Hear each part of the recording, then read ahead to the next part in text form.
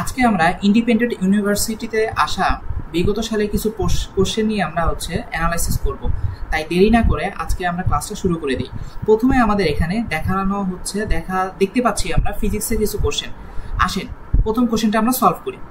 প্রথম কোশ্চেনটা দেখতে পাচ্ছি আমরা যে প্রথম কোশ্চেনটা বলছে যে একটি লাইট এন্টার করতেছে।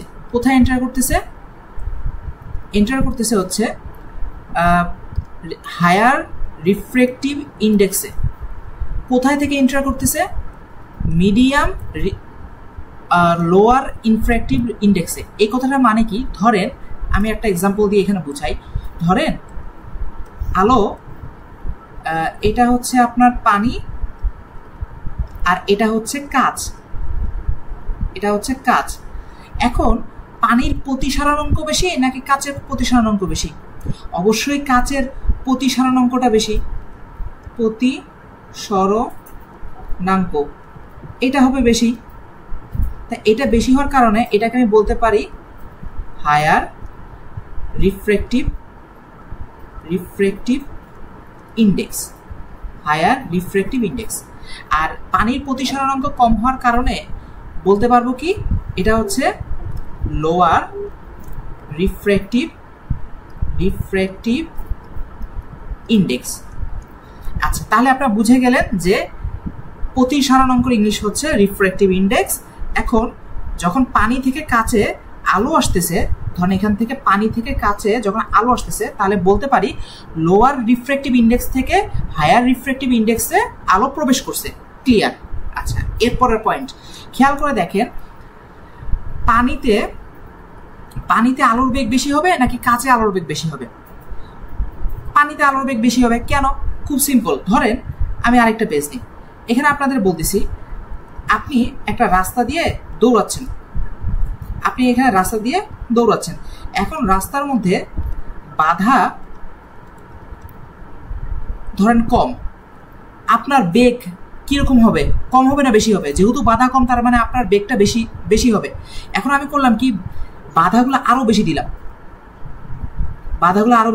আপনার বেগ কি হবে তখন বেগটা হচ্ছে কমে যাবে। তার মানে হচ্ছে বাধা বেশি হলে বেগ কমে যায়। আর যদি আমি বাধা যদি আমার কম হয় তাহলে বেগ হবে বেশি। এখন পানির ক্ষেত্রে চিন্তা করেন, পানির মলিকিউল গুলো হচ্ছে, যেহেতু পানি লিকুইড, তার মানে মলিকিউলগুলো কি একটু ফাঁকা ফাঁকা অবস্থানে না? ফাঁকা ফাঁকা অবস্থানে হওয়ার কারণে এখানে আপনার বাধাটা কি হবে? কম হবে। কম হওয়ার কারণে পানিতে বেগ বেশি হবে। আর কাঁচের ক্ষেত্রে যদি আপনি চিন্তা করেন, কাঁচ তো হচ্ছে সলিড, তার মানে মলিকিউলগুলোকে আরো বেশি কাছাকাছি। মলিকিউলগুলো বেশি কাছাকাছি হওয়ার কারণে বেগ কি হবে? বেগ হবে কম। এই কথাগুলো দ্বারা বলার উদ্দেশ্য হচ্ছে যে মিডিয়ামে মলিকিউলগুলো বেশি কাছাকাছি, সেখানে আমার আলোর বেগ যদি কাছাকাছি হয় তার আলোর বেগ হবে কম। আমি এখানে লিখে দিই আপনাদেরকে, এখানে যে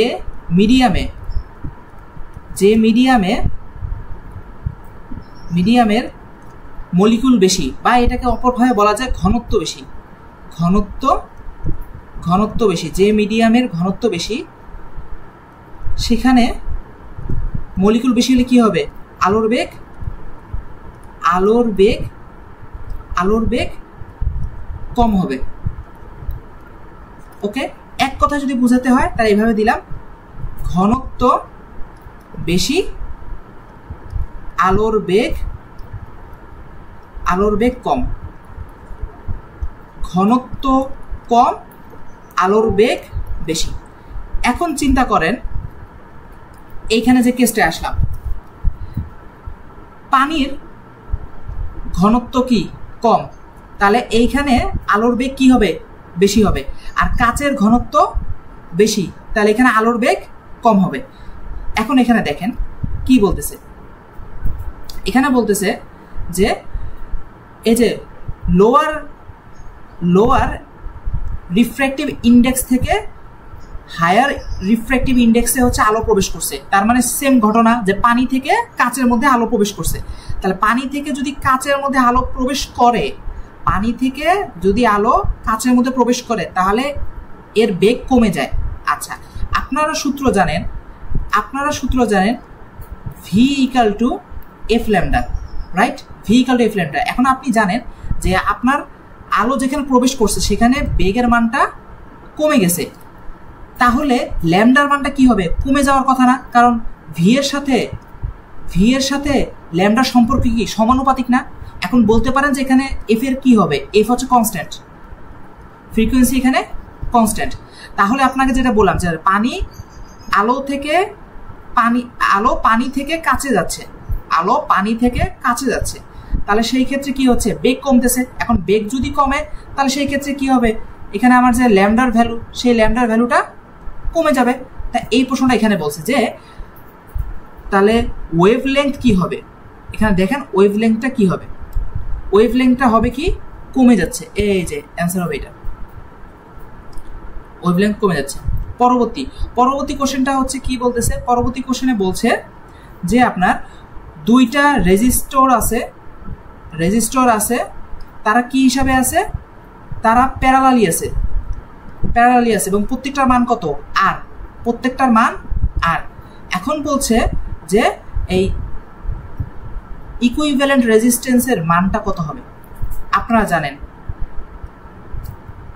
যে ইকুইভ্যালেন্ট রেজিস্ট্যান্সের মান যদি প্যারালালি হয় তাহলে আমরা এভাবে লিখি 1/R1 প্লাস 1/R2 ইনভার্স 1। এখন প্রতিটা রেজিস্ট্যান্সের মান কত? আর করে। প্রতিটা রেজিস্ট্যান্সের মান আর করে, তাহলে কত আসে? 2/R inverse 1। তাহলে কি আসে? R/2। তাহলে আমার তুল্য রোধ বা প্যারালাল অবস্থায় ইকুইভ্যালেন্ট রেজিস্ট্যান্সের মান কত? R/2। এই প্রশ্নটা এখানে বলা হচ্ছে যে দুইটা রেজিস্টর প্যারালালি আছে, এখন ইকুইভ্যালেন্ট রেজিস্ট্যান্সের মান কত হবে? সেটা হচ্ছে R/2। এই হলো অ্যান্সার, সি। আচ্ছা, পরবর্তীটাতে দেখেন বলতেছে পেন্ডুলামের মোশন কিরকম? পেন্ডুলাম কোনটা মনে আছে আপনাদের? এই যে আপনারা যে হচ্ছে 9, 10 ইন্টার সবখানে এরকম একটা ম্যাথ করছেন না? এই যে এখানে ম্যাথ এরকম টাইপের একটা করছেন না যে পেন্ডুলাম হচ্ছে সরল দোলকের ম্যাথ করছেন পর্যাবৃত্ত গতিতে। তাহলে এর যে গতি সেটা হচ্ছে কি? পর্যাবৃত্ত গতি। তা পর্যাবৃত্ত গতি ইংলিশ নাম কি? Periodic motion. তা এই কথাটা এখানে বলছে যে এই মোশনটার নাম কি হবে? Periodic motion. তাহলে অপশন ই হবে অ্যান্সার।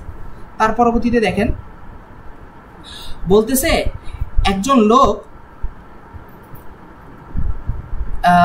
শব্দের গতিবেগে সে হচ্ছে বিপরীত দিকে দৌড়াচ্ছে।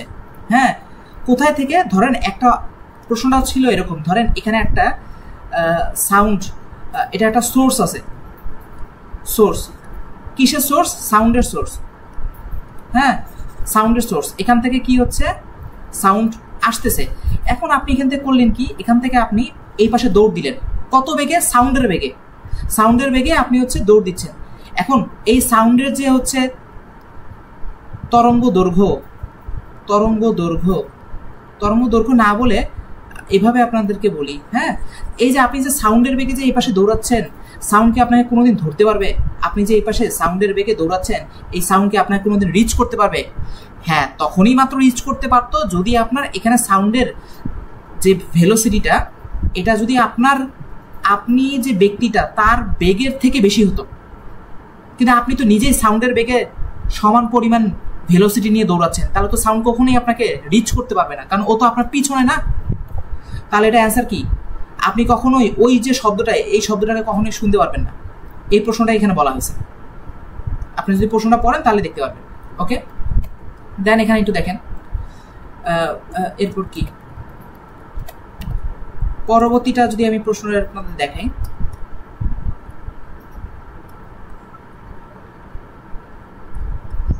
পরবর্তী কোশ্চেনে বলতেছে যে যদি একটা সেমিকন্ডাক্টরের একটা সেমিকন্ডাক্টরের কি বলতেছে, টেম্পারেচার আপনি বাড়ায় দিলেন। টেম্পারেচার, একটা সেমিকন্ডাক্টরের টেম্পারেচার যদি বাড়ায় দেওয়া হয় তার পরিবাহিতা অনেকখানি বৃদ্ধি হয়। এখন পরিবাহিতা অনেকখানি বৃদ্ধি হলে সেখানে রোধের মান কি কমে যাবে না? সেখানে রোধের মান কি হবে? কমে যাবে না? এখানে এটাই বলতেছে যে যদি টেম্পারেচার বাড়ায় দেওয়া হয় তাহলে রেজিস্ট্যান্স কি হবে, এটা হবে কমে যাবে। এই যে ডিক্রিজড, এটা হচ্ছে কমে যাবে। তা এইরকম সামনে আরও ভিডিও আমরা আনতেছি যেখানে আপনাদের এই প্রবলেমগুলো সলভ করে দেওয়া হবে। সেজন্য আপনারা হচ্ছে আমাদের ফার্স্ট স্টেপ অ্যাডমিশনের গ্রুপে সংযুক্ত থাকবেন। ওখানে আপনাদের বুঝতে কোনো প্রবলেম হলে ওই ম্যাথগুলো হচ্ছে ছবি তুলে দিবেন, ইনশাআল্লাহ আমরা সলভ করে দিব। আপাতত ভিডিওটা এই পর্যন্ত। ধন্যবাদ সবাইকে।